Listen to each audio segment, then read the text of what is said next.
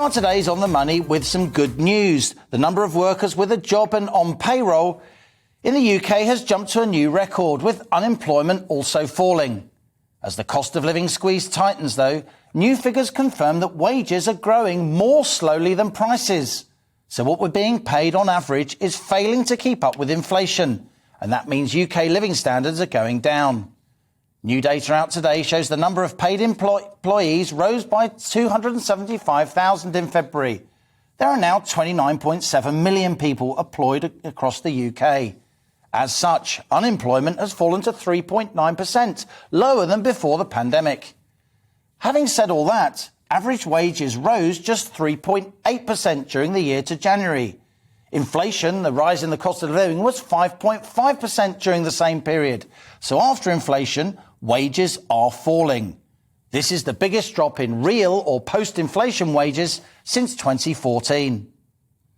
At the start of this year, On the Money warned that inflation was set to rise, eroding living standards for millions of workers. Well, inflation's now at a 30-year high, and that's figures that were published before the Russia-Ukraine conflict, which, of course, is causing fuel and food prices to spiral even more. It strikes me that Britain, both economically and politically, is at a turning point not dissimilar to when I was a kid in the late 1970s.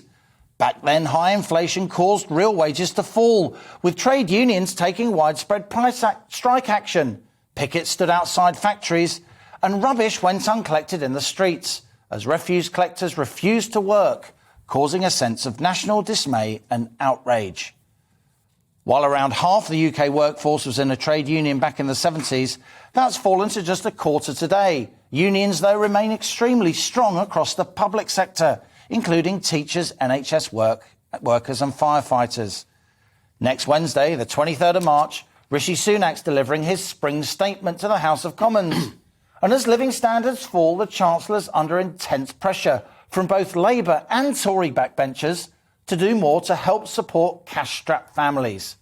And ominously, and a hark back to the 70s, some lorry drivers are now taking industrial action, as are the bin men. Strikes by refuse collectors just hit a 40-year high. And that's our On the Money question today. Will falling real wages spark widespread industrial action?